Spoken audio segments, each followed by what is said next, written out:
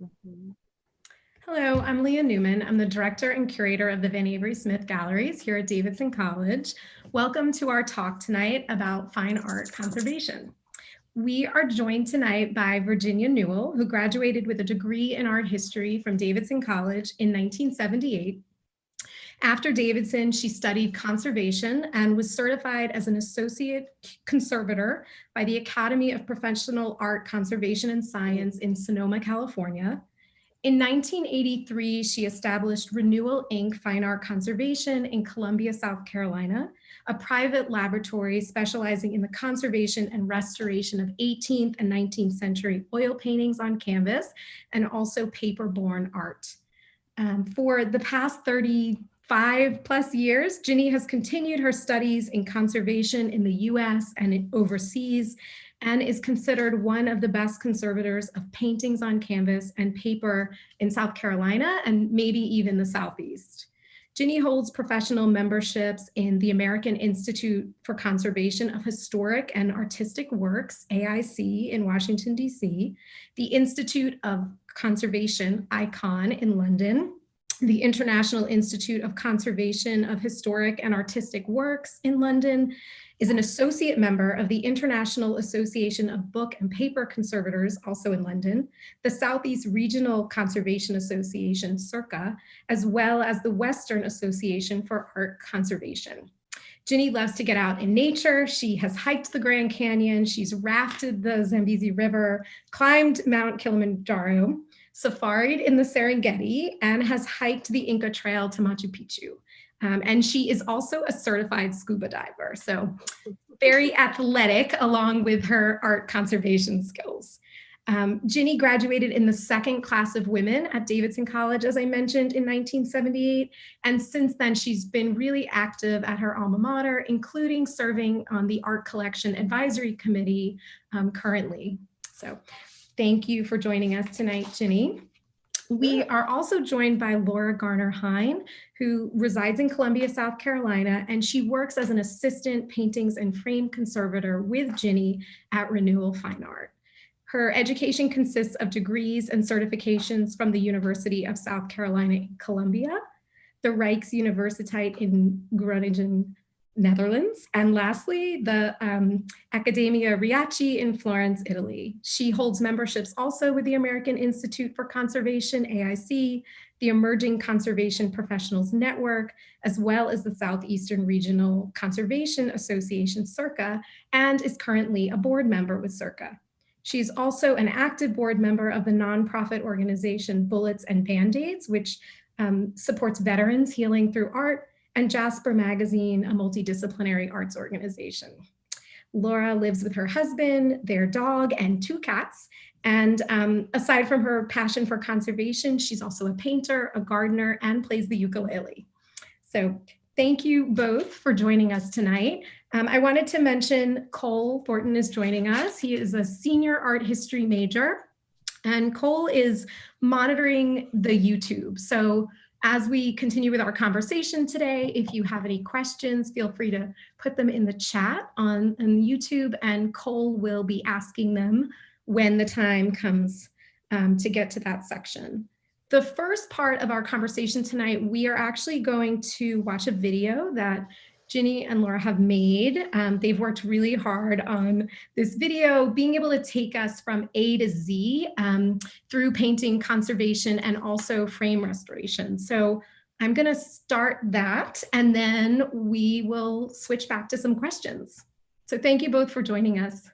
Sure. Thank you. Thank you for asking us. Absolutely.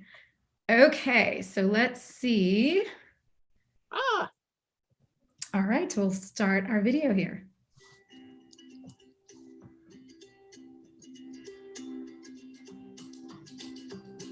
Ginny Newell established ReNewell Inc. Fine Art Conservation in 1983 after graduating from Davidson College with a BA in art history and apprenticing in art conservation in both America and Europe.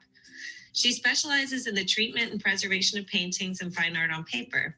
With over 37 years of experience, Ginny and her associates at ReNewell Inc. are committed to providing museum quality treatments, along with exceptional service and skill, while offering a wide range of conservation services for both private and public collections.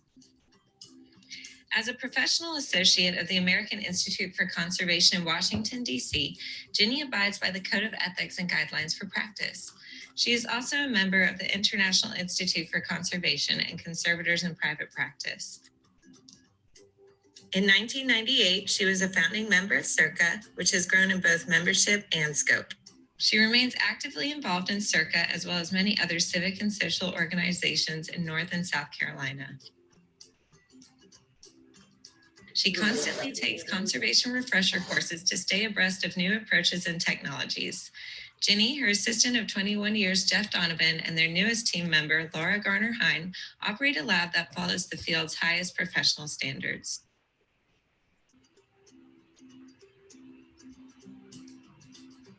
Here at ReNewell Inc., we offer high-quality conservation of paintings, fine art on paper, and frames to museums and private collectors from Maine to Florida.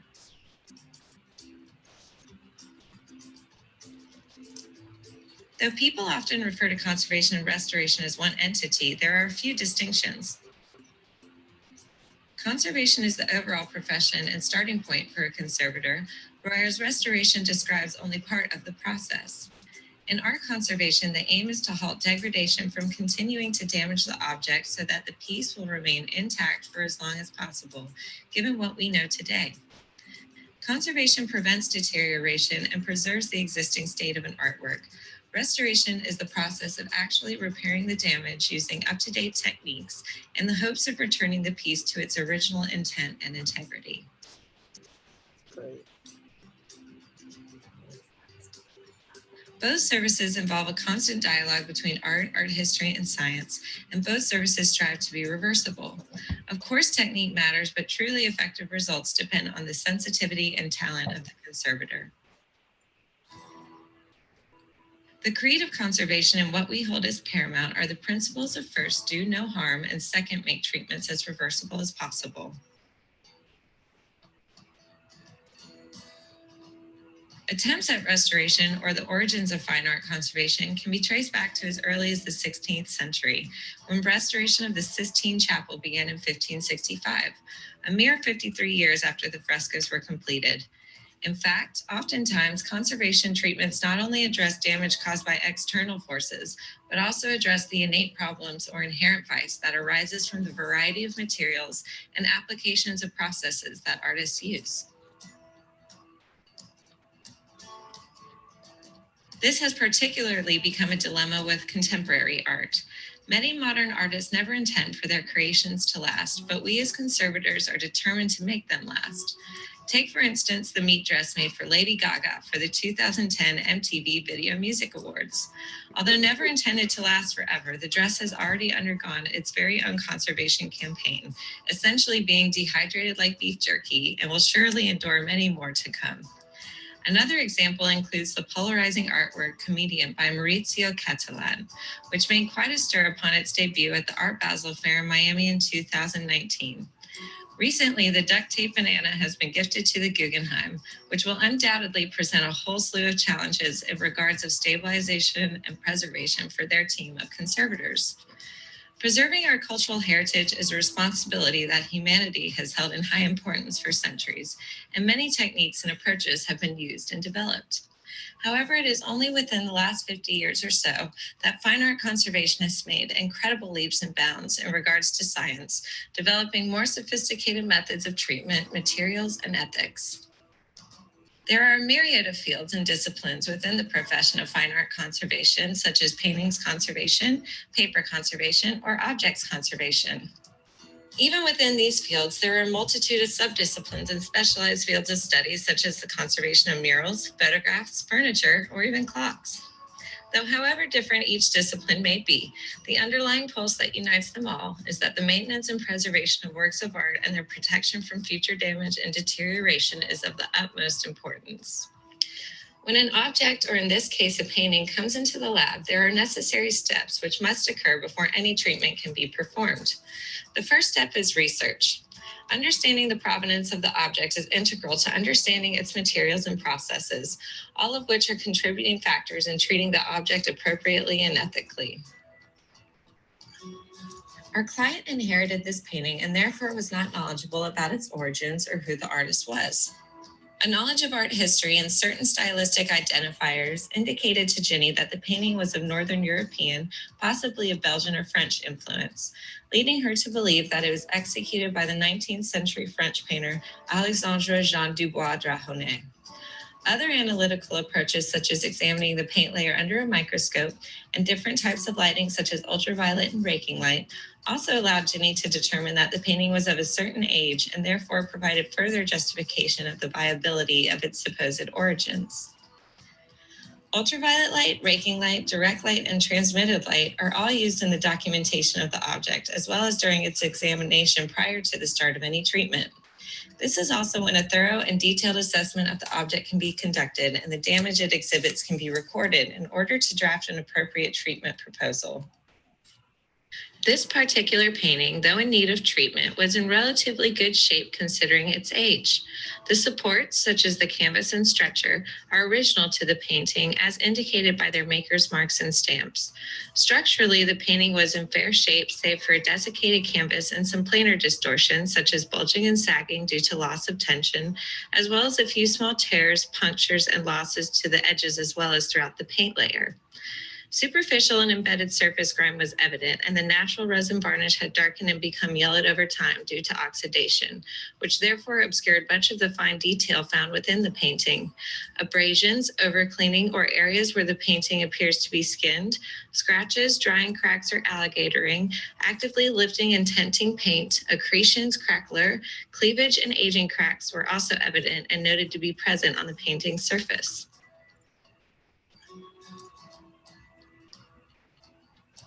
Non-invasive testing in small areas on the margins of the painting was conducted to determine which solvents, gels, or emulsions would be most appropriate and safest to use for treatment. This testing, taken into consideration alongside all of the research, analysis, documentation, and damage that is exhibited by the object, informs the conservator of the best approaches in determining the most ethical treatment plan. The treatment plan is then drafted into a treatment proposal, which is submitted to the client for approval. Once approval is confirmed, treatment, or the fun, can begin. The first step in the treatment of this painting was facing. Facing is a process that involves the adhesion of a protective layer to the face of the painting.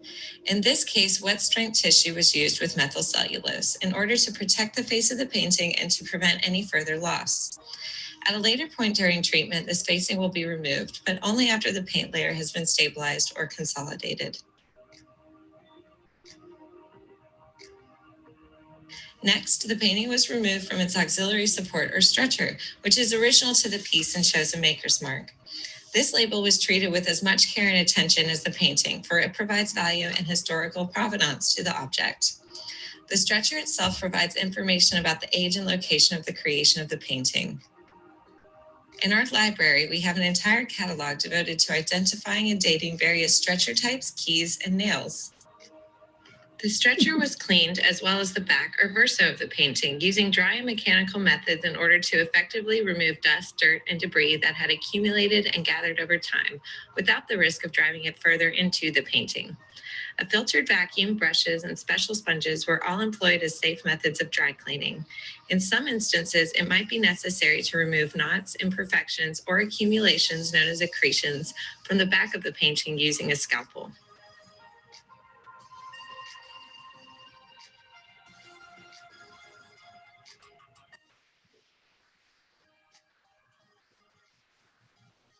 Once the verso has been cleaned, a synthetic polymer resin known as Aquazol 200 was applied to the painting through the verso in a solution of 10% weight per volume in ethanol.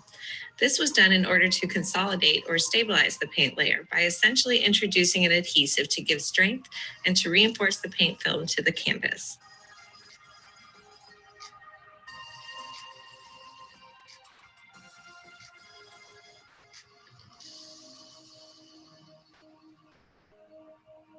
Once the consolidant has been applied and allowed to dry, the painting is placed on a special piece of equipment known as a heat vacuum table. After it has been carefully packed and sealed, the painting is slowly introduced to gentle pressure and heat, which ensures the adhesion of the paint layer to the canvas through warming the consolidant and applying gentle pressure through vacuum.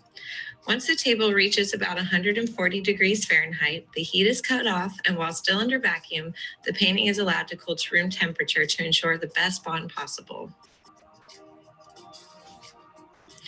Once the painting has been consolidated and is cooled to room temperature, the facing can then be removed. After it has been unpacked from the table and using deionized water, the face of the painting is lightly misted in order to swell the methyl cellulose that was used to adhere the wet strength tissue. This softens the methyl cellulose, making it easier to remove. The painting is then given a once-over to remove any residual methyl cellulose or stray fibers that may have been left behind from the wet strength tissue. Now that the paint film itself is stable, cleaning and removing the oxidized varnish can commence without risk of causing any further damage. Even though the painting is safe enough to undergo the mechanical action of cleaning, many paintings are damaged through the use of inappropriate solvents or cleaning solutions that cause more harm than good. Understanding how the materials you use interact with one another is very important, and why a firm grasp of organic chemistry is an essential tool in the conservator's arsenal. When the painting was brought in for assessment, thorough cleaning tests were conducted to determine what the best solution would be to employ in order to remove not only surface grime, but the discolored and oxidized varnish that sits on the painting's surface. Once the appropriate solution was determined, the painting's darkened varnish can be carefully and meticulously removed, swab by swab and inch by inch. This is a delicate process and requires full attention and patience on the part of the conservator, for negligence or a lack of focus can often lead to mistakes or missing the discovery of something unexpected. Oftentimes during the process of surface cleaning, overpaint or heavily darkened varnishes which are removed reveal hidden or covered details that were once previously obscured. In this circumstance, the signature of the artist was found and became clear once an initial surface clean and varnish removal had been performed, confirming the suspicions and research which indicated that the artist of this portrait was indeed Alexandre Jean Dubois Drahonnet. Solving the mysteries or revealing hidden secrets of objects during treatments such as this is a hallmark of our profession that never gets old. Okay. Once the painting has undergone the process of cleaning and varnish removal, it is now ready to be lined. Lining is a structural treatment, a process that is used to strengthen the support of the original canvas by adhering a new canvas to the back of the existing one. In this case, it also serves a dual purpose by serving as a method to mend the tears found throughout the painting, since the fibers found at the edges of the tears were too frayed, desiccated, and weak to mend locally. Often, a tear can be rewoven or mended locally, but in private practice, we have no control over where the painting will be returned to or the stability of its future environment. Due to this reasoning, lining was chosen as the safer option for this specific treatment. Traditional lining methods used in the past centuries employed the use of animal hide glues or wax. However, modern conservation has found that these two adhesives come riddled with their own set of problems, and therefore might cause more harm than good to paintings when used in lining. Therefore, a modern synthetic adhesive called Viva 371 was selected as the adhesive of choice for the lining of this particular painting. The adhesive, which also comes in the form of a film, is prepped and measured to fit the dimensions of the lining fabric on which the original painting and canvas will be attached. When selecting a material to use in lining, it is important that the weave should be fine in order to not cause interference with the original painting, but must also be strong enough to support the painting. The selected fabric should also not shrink or distort when subjected to heat. The fabric we typically use, which meets all of these criteria, is Sunbrella. Once the materials for lining have been prepped, they are placed on the heat vacuum table in order to activate the Viva film by warming it and to ensure a successful bond to the Sunbrella by using gentle pressure. Again, just as in consolidation, once the desired temperature has been reached, the heat is turned off and the lining materials are allowed to cool under pressure to room temperature. Once cooled, the painting is placed face up on top of the Sunbrella, which is now bonded to the Viva film, and is again placed on the heat vacuum table to ensure a successful bond between the original canvas and the Sunbrella or new lining canvas. Once the desired temperature has been achieved, the painting is again allowed to cool to room temperature under gentle pressure before the next phase of treatment can be performed.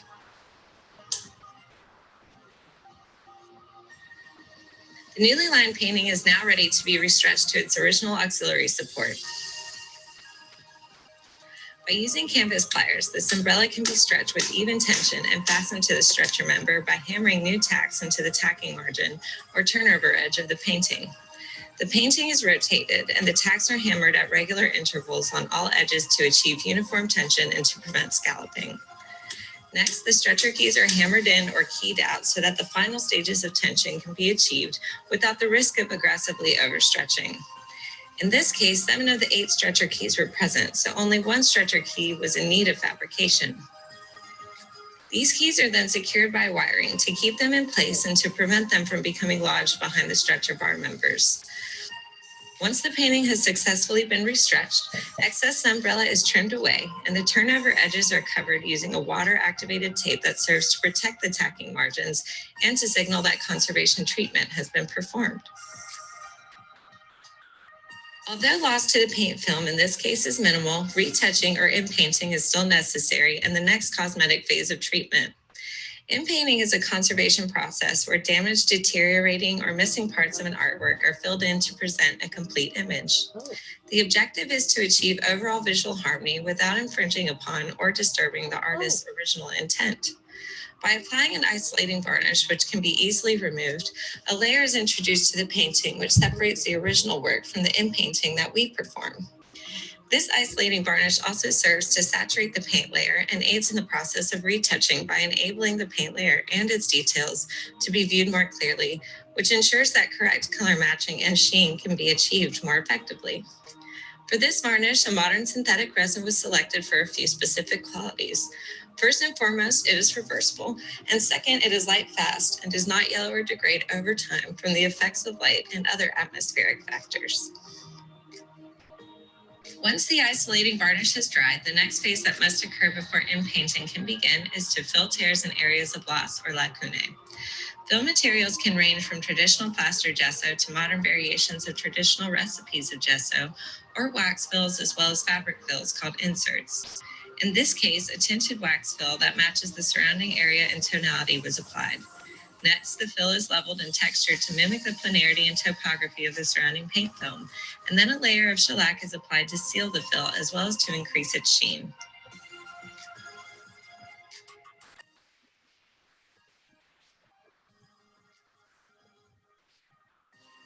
Next, inpainting is performed by using conservation-grade retouching varnish pigments that, like our isolating varnish, are light, fast, and reversible should the need ever be necessary.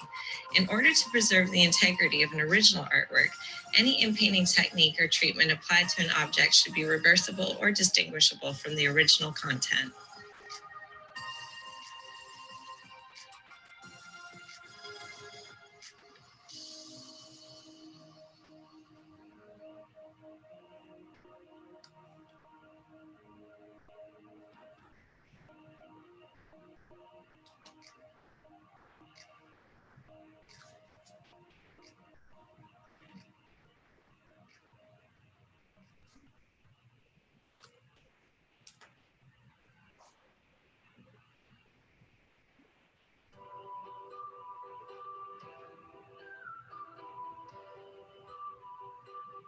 The final phase of treatment for this painting involves the application of a final varnish in order to bring an overall and even sheen to the surface, but also to protect the painting and the work we have done from environmental pollutants and other atmospheric forces for many years to come.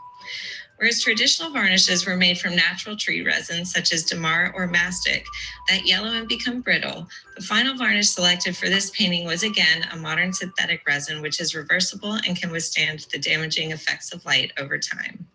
Photographic documentation has occurred over the course of the painting's treatment, but before the last and final photos can be taken, the painting must be reassembled in its frame or housing.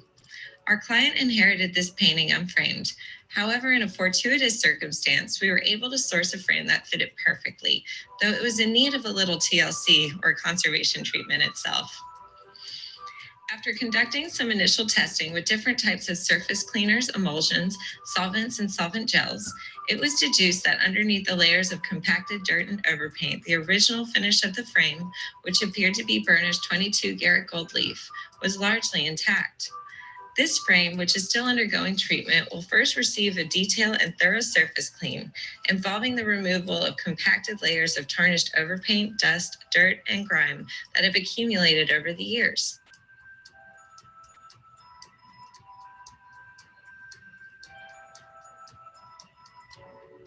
After that, it will be consolidated to secure any loose or delaminating areas by using a modern synthetic adhesive administered with a syringe. Next, missing ornamentation or detail will be casted through the use of molds and reintegrated with the frame by using modern adhesives and fill material. Other areas of loss will be filled and sculpted to match the surrounding areas of the frame. Then the fills will be toned and prepped for the application of gold leaf or gilding. Gilding is a process that dates back to the ancient Egyptians and involves adhering featherweight and super thin sheets of gold to a surface by using an adhesive, such as rabbit skin or fish skin glue. It is a delicate and fascinating process, but definitely one in which you don't want to sneeze or move too quickly.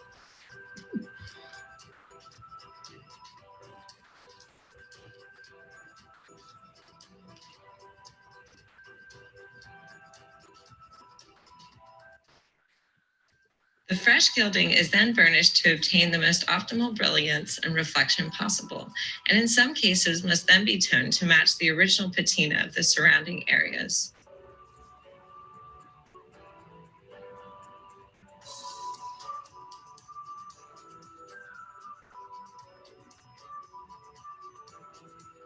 A patina is a unique finish or look that occurs on a surface due to handling and the effects of time. After the gilded areas have been integrated and toned to match the original patina, a final protective layer, usually wax or shellac, is applied to the frame in order to protect the surface for many more years to come.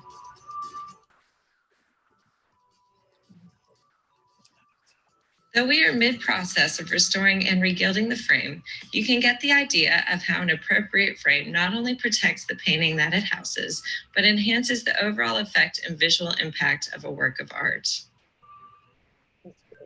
Preserving and protecting humanity's cultural heritage is the responsibility of the conservator. However, there are many measures that one can take upon themselves to protect the works of art they have at home. Alongside painting treatments, we regularly perform treatments on paper as well.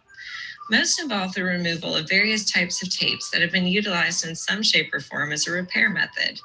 There are a variety of pressure-sensitive tapes that exist today, such as packing tape, linen tape, masking tape, cello tape, and magic or scotch tape.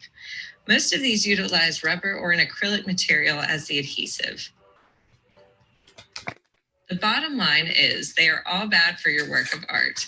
As pressure-sensitive tape degrades, the adhesive becomes crystalline and cross-links, which makes it difficult, if not impossible, to remove. And even when some tapes can be removed, a lot of the damage they impart is permanent.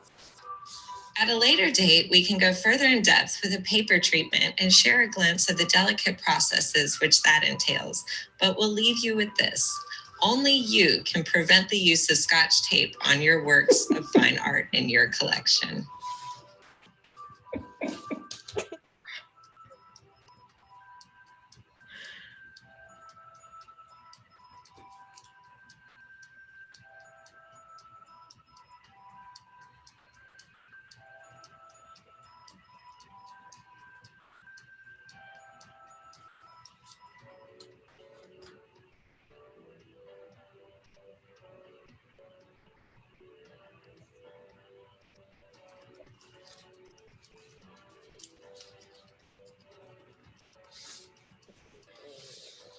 I have to cry or something. Yes. I know. But it's funny how I didn't want to do this, but this is called me on the way out. Just, yeah, just getting into it. Yeah, just it's trying to do it. I feel better than I felt all day. Okay.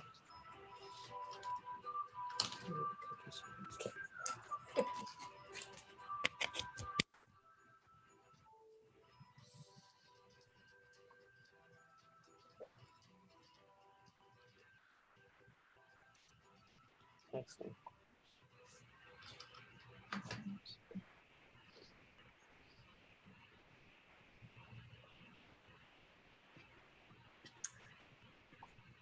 That's it. Thank you so much. That was so great. The video was really great. Laura did the video. Let's hear it for Laura.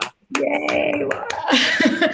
I loved getting to see the inside of the studio and getting to see you all working together and sort of the full process of that painting that you shared and also the frame.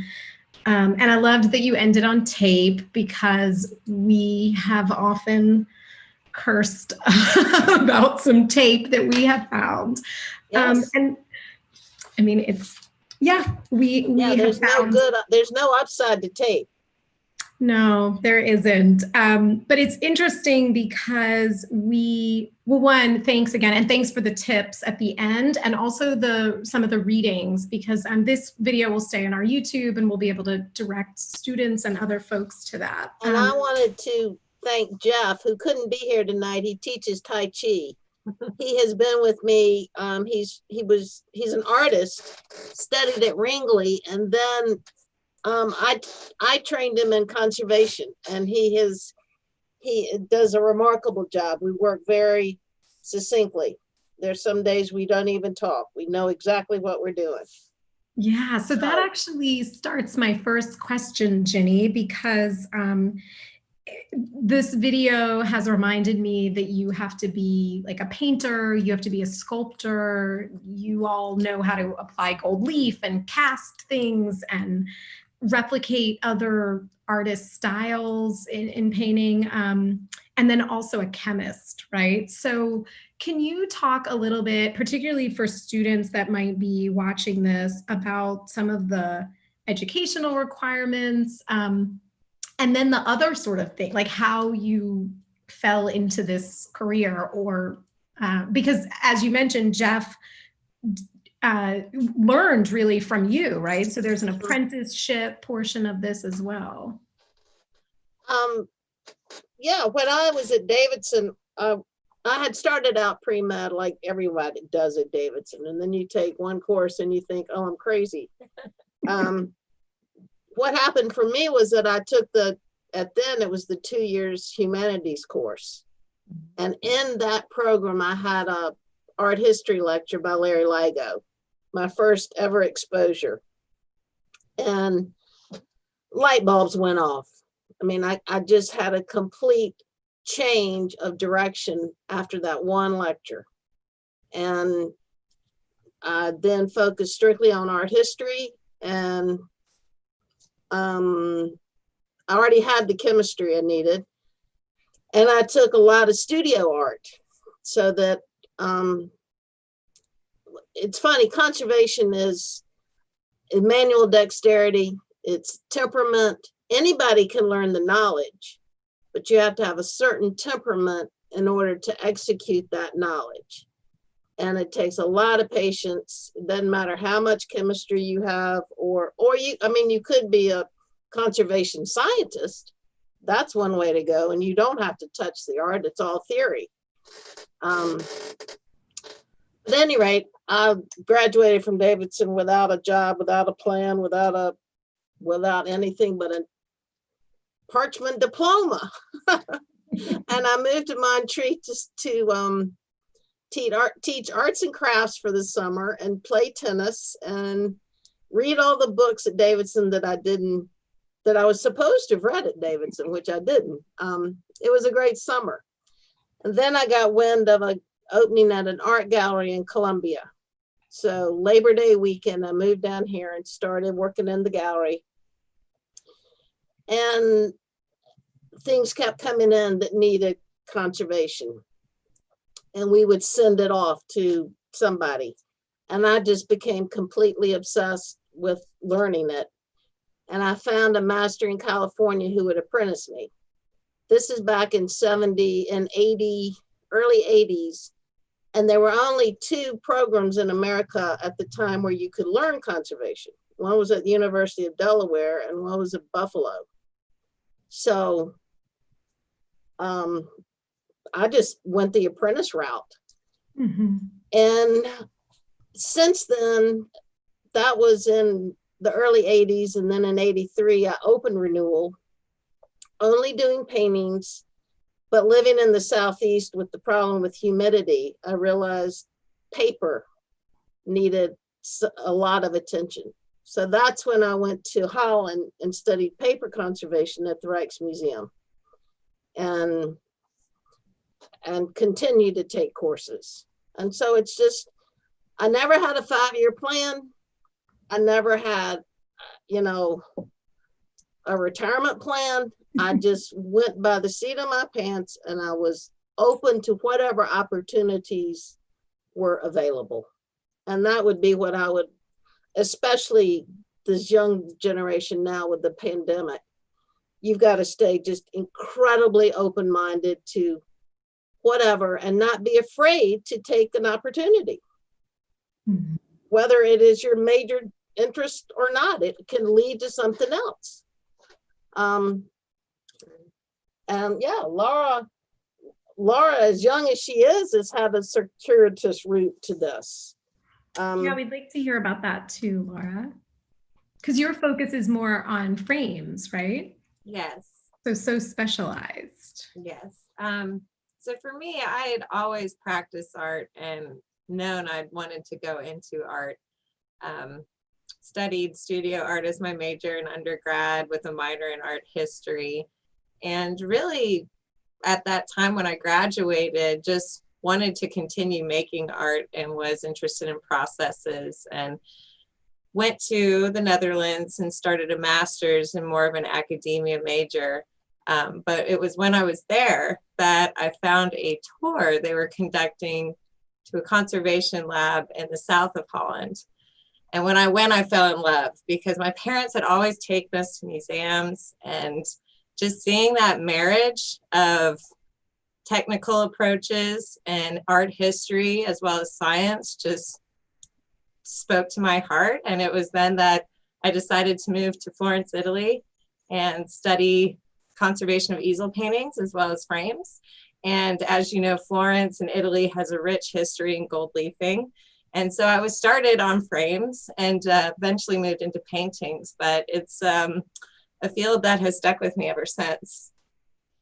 Yeah, very interesting. And today, this was not available when I was coming along, but one of those, at the end of the video, there is the site of the AIC, which is the American Institute of Conservation. And there is a drop down on their website that tells you exactly what you need to take as an undergraduate in order to get into this field. So I would recommend anybody who is even remotely thinking this is something that interests them, look at that list and start ticking it off. Science, art, language. Mm-hmm. You can't start too early. So right. That's a great resource, the AIC. And it seems like both of you, it's really a requirement because of all of the changes in technology that you have continued to take courses. Oh, yeah. That's just sort of part of it, is learning these new techniques and learning the change in tape over the years, right? Right. And there is a whole new, just 2 Septembers ago, I had a conservation scientist come to my lab from the University of Delaware, and I had a small workshop for 6 conservators in private practice who are paper conservators, because this gentleman was coming up with a whole new approach to cleaning paper. We've been ammonium based. He was doing a sodium based. I mean, a whole new way of thinking. And that was just 2 years ago. Mm-hmm. I mean, so we're changing all the time with better, safer techniques that are not going to hurt your art long term. Mm-hmm. And that was, I wanted to talk to you a little bit about that too, because you talked about the code of ethics in the video and, not harming the work, and also doing things that are reversible, and that it's obvious that there has been some treatment, which seems counterintuitive in a way. But could you talk more about the sort of code of ethics and some of those other kinds of things that that conservators must adhere to? Well, for me, it is paramount. The first one is do no harm. One of the signs of a good conservator is the fact that you know what you can and cannot do. And even if it's a painting, and I specialize in paintings, if it comes in and I have an uneasy feeling about it, or there's something that I will just find the client the best conservator for the task, instead of risking doing anything harmful that I innocently would do, not intentionally, just innocently do. So we take that very seriously. We also take the concept that less is more. There is no perfect. Better is the enemy of good. You have to know when to stop. We can never take a piece of art that's been damaged back to the absolute original state it was in. It's not humanly possible. It's not pristine anymore. And that leads me to another question I get all the time, and that's about value. Can I tell the client the value of the art? No, that's part of our code of ethics. We deal strictly in condition. We don't get into market value or advising or appraising or anything. That is a completely different animal. And I'm asked all the time, well, does restoration devalue the art? And the answer to that is the devaluation happened at the moment of damage. The value's gone when it is damaged, not when it's repaired. Mm-hmm. So sure, you don't want a charlatan fixing the damage, but that's not the value. The value has already declined when it was damaged. Mm-hmm. So you have to be super careful handling the art, shipping the art, whatever. Which also brings up a point, oftentimes we are reversing treatments or previous restorations that have been performed on works of art. That's a very commonplace occurrence. And, hopefully as time goes on, you don't see as many disastrous conservation campaigns that have been performed with the advent of new techniques in science and dissemination of information. But oftentimes it's past restoration attempts that really damage a work of art and do more harm. And we have also, like just today, a mid 18th century painting came in that's been previously restored. The tacking edges have been trimmed, and it's a glue lining, which is what they did mid 18th century. And I can reverse the lining, but I can't put trimmed tacking edges back. right. So sometimes even previously, artists or restorers would use oil paints to in paint, and those over time cross-link or fade and darken, and sometimes are almost impossible to remove. yeah, so like I say, less is more. And what we do, this reversibility is much easier with paintings than paper, because with paintings, they're layers, and I'm working on them in the layer, and I'm isolating layers and stuff like that. With paper, I am literally changing the internal structure of the paper, and that's not reversible. So I have to make sure that whatever I'm leaving in the paper or washing out of the paper is proper. So paper conservation is a whole lot more complicated than painting conservation. I see why you said that a large part of this is about temperament and patience, because it sounds so stressful to me. And people think it's so glamorous, and it's not. So I think, Cole, you had some comments and things. Yeah, are there any questions? Yeah, so we've gotten some questions and comments in the chat. A lot of people have commented they love the video and they say hi to y'all. A couple that you answered regarding like the science and chemistry background. There has been a question kind of going off of what you were talking about with value and like the value of the piece and the relationship with the owner. Is a question of like, yeah, like what is your relationship with the owner of the art? Do they have any involvement and I guess any decision-making process regarding the restoration, and just, yeah, talking more about what your relationship is with the owners or the people who are sending in the paintings. Well, every piece that comes in gets a thorough examination, and then the owner is sent a treatment proposal. And the proposal might be only option A. This is what we can do. This is all we can do. Do you agree? Or I could give them option A, B, and C, various levels. And yeah, they will be very much involved in the decision. I guide them and I can recommend, you know, A over B. And it's never about the money. It's about the long-term care of the object. And I will work with my clients. I advise them the best I can. Most of them are private collectors that just want to care for their art. They have no intention of ever selling it. Maybe their heirs will, but they don't. They're building a collection. And so I help them, I guide them on maintaining it. And it's funny. I have the best way to put it is I have a lot of repeat clients. You know, they trust me. I'm very direct and I'm very honest. And I will tell them, this is what it's going to cost. This is going to be a sentimental decision for you. I can't change the treatment protocol just because your painting might only be worth $10 and not $100 million, because the treatment is the same. And I help them make the decision and they feel good about it. And I'm also I work with them monetarily.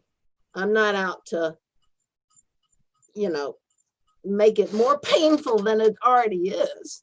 Their painting has been hurt. They're already in pain. So, but I never say, oh, you could sell this at auction and get $5,000 for it.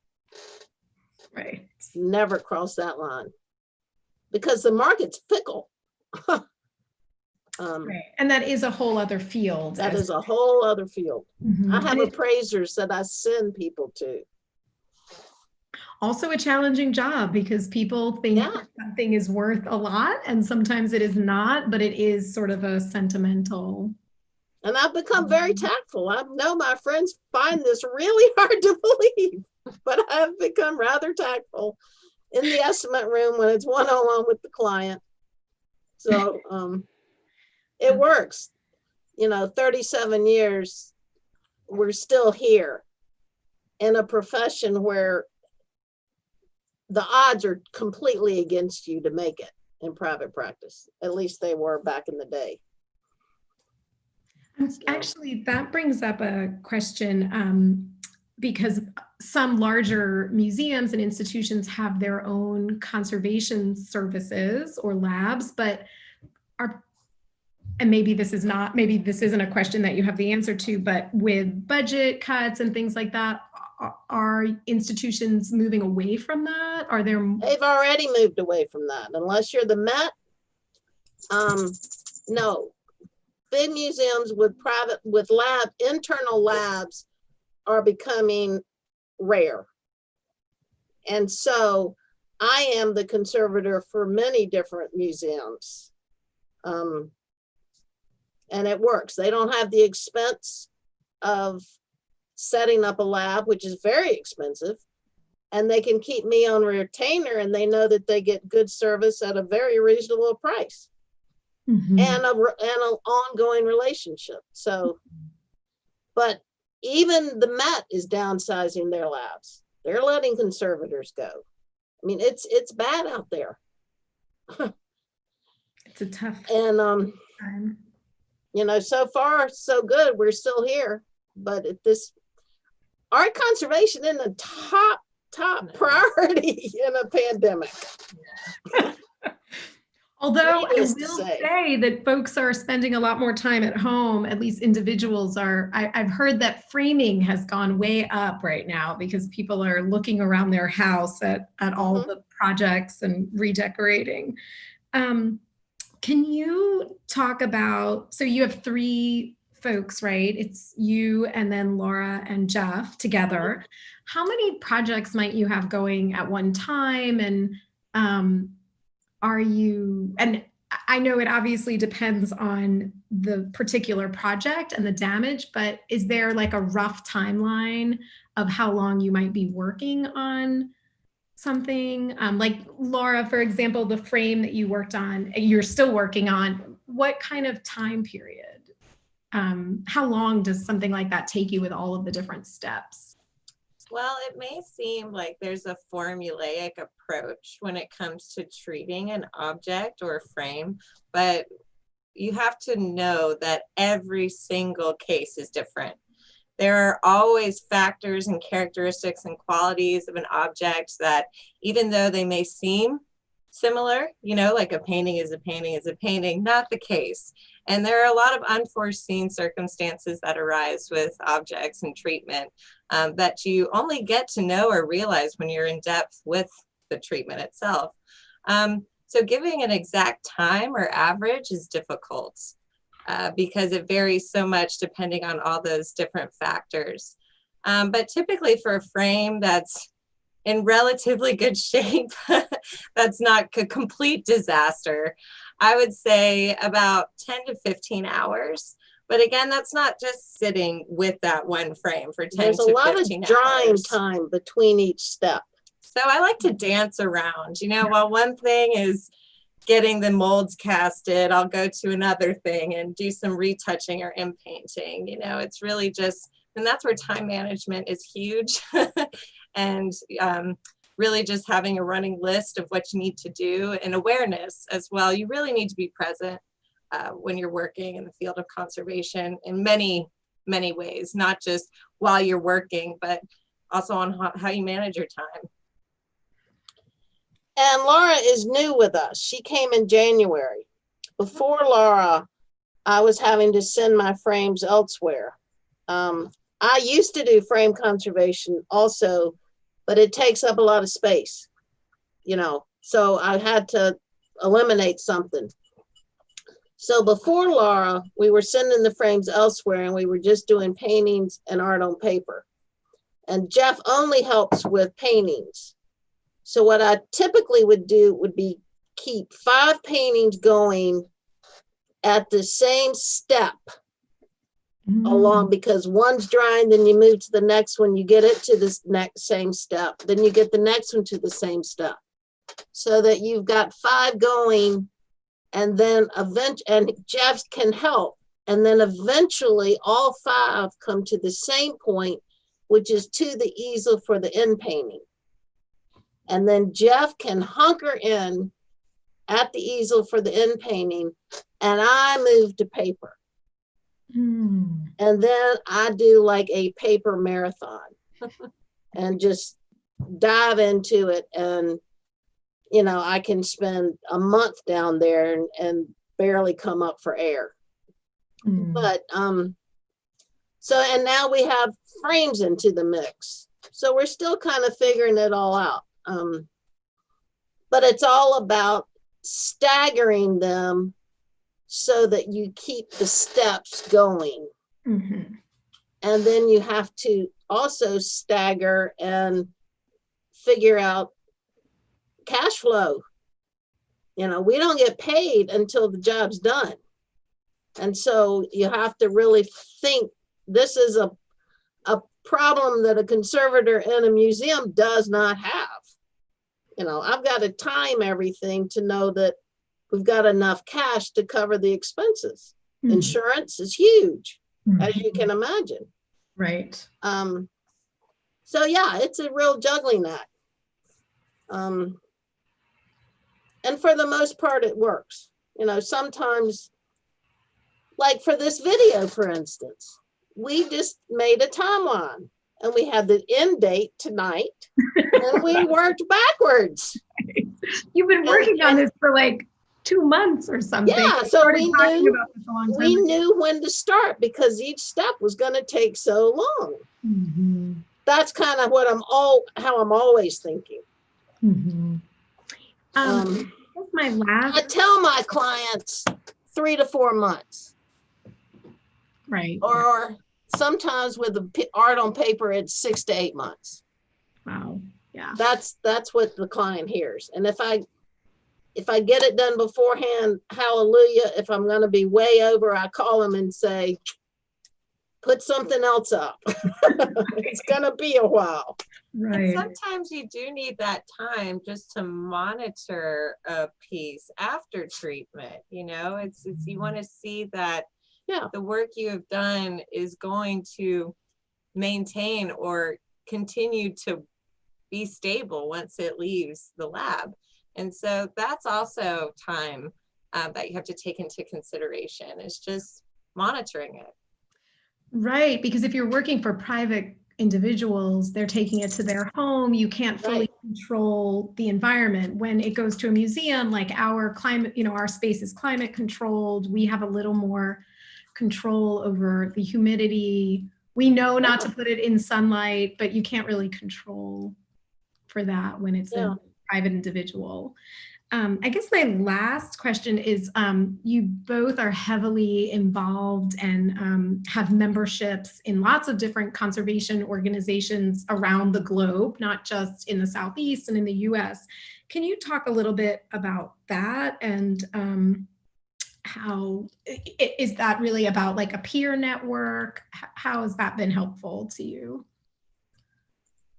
It's both a peer network and it's educational in that the European approach is still different from the American approach. Just last fall of 19, there was a lining conference that I didn't go to, but Laura did, up at Cambridge? Yale. Yale.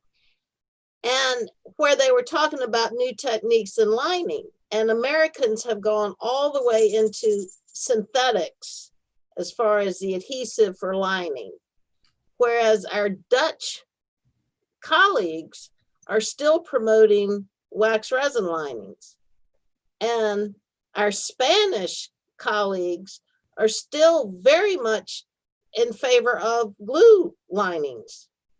So and I've done all three of them. So it's interesting how in the 21st century, the year 2020, we're still talking about these techniques. And if we were strictly American, we wouldn't be exposed to these other approaches. And some of my best paper supplies and publications come from Germany. Yeah. So, you know, the world's very small, and we would be crazy not to be learning from our European colleagues. And again, this touches on, you know, continuing education, which Ginny has been adamant about, as well as being members of these organizations, because the more you know, the more tools you have to ethically and appropriately treat an object. It's really about critical thinking and decision making, and the more options you have, the better that you can weigh the decisions that you're going to make. Yeah. Great. Yeah, I like and that's what I learned at Davidson, critical thinking. I was just gonna say that and in a fine art education, you can apply that skill to anything. So so don't worry, young people, it's gonna happen. That's right. I mean, you know, I'm living, breathing. It happened, and I didn't plan this. Yeah, I think that's a really good way to end, thinking about critical thinking and sort of the merging of patience and chemistry and art history and cultural heritage. Yeah. Yeah. It's a passion. And the reason I hired Laura whereas other people have come and wanted to be hired, was I didn't see the fire in their belly. And Laura has the fire in her belly and the love of it. And so the plan is that, I don't know, we do a video in 5 years. Laura's sitting here and I'm sitting back here. And I'm on Laura's payroll. That's the plan. Yeah, she's the future of ReNewell. Yeah, that's exciting. That's really exciting. You have the fire, but you also have the patience, right? Like the two things. She's got the knowledge, and I'm getting her trained in paper too. So That's great. it's all going to come together in time. Seize every opportunity. That's great. Well, thank you all so much for joining us. And the video is awesome. And I'm so glad that we can keep that on our YouTube. And we'll share some of your tips for art and the bibliography. And the AIC website, go there. AIC website, right. And I really appreciate this opportunity, Leah. It was very nice of you to reach out to us. Yes, thank you. Great for you to be willing. Flowers are from Davidson, so thank you. Well, it was great. We appreciate that you were willing to do this, because I know that in those very stressful moments of working on someone else's object, it was nice that you were willing to film and kind of think about our little project here. So Laura, it's amazing what you can do with the phone nowadays. well, thank you all so much. all right. Soon. Nice to meet you, Cole. Thank you, everybody.